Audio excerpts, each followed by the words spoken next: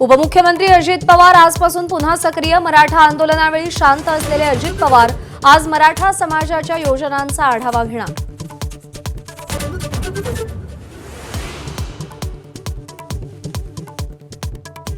उद्धव ठाकरेंसोबतच्या भेटीनंतर आज मनसेची स्वतंत्र बैठक। राज ठाकरे नेत्यांसोबत महापालिका निवडणुकीच्या रणनीतीवर चर्चा करणार।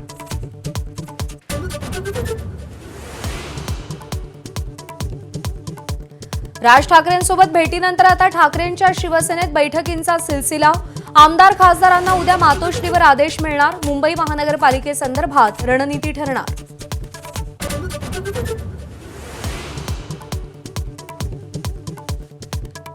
शिवसेना शिंदे गटात पदाधिकारी निवडीवरून अंतर्गत नाराजीची चर्चा। नाराज नेत्यांना ठाकरेंच्या शिवसेनेकडून संपर्क सुरू असल्याची सूत्रांची माहिती।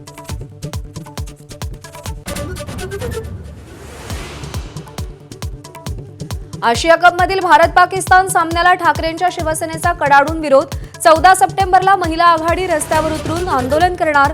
राज्यातील हजारो घरातून पंतप्रधान मोदींना सिंदूर पाठवणार।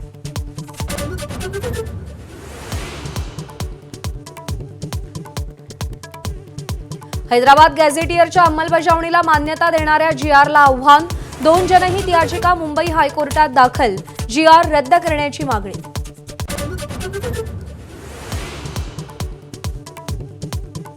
मराठा आंदोलनानंतर आता ओबीसी समाजाचाही लवकरच मुंबईमध्ये महामोर्चा। 8 किंवा 9 ऑक्टोबरला मुंबईत ओबीसींचा मोर्चा होण्याची शक्यता। संघाच्या 100 वर्षात मोहन भागवतांचा काळ सर्वात परिवर्तनकारी। सरसंघचालकांच्या 75 निमित्त पंतप्रधान मोदींनी विशेष लेख लिहिला। भागवतांच्या व्यक्तिमत्वातील विविध पैलूंवर प्रकाश टाकला।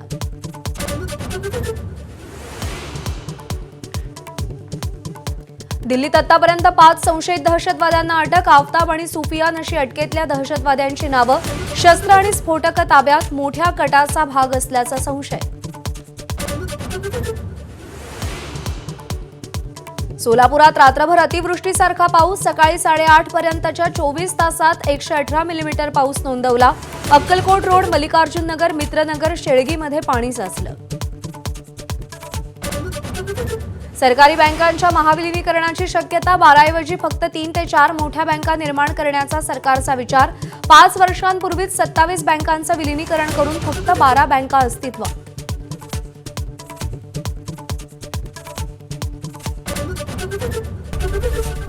एबीपी माझा, उघडा डोळे बघा नीट।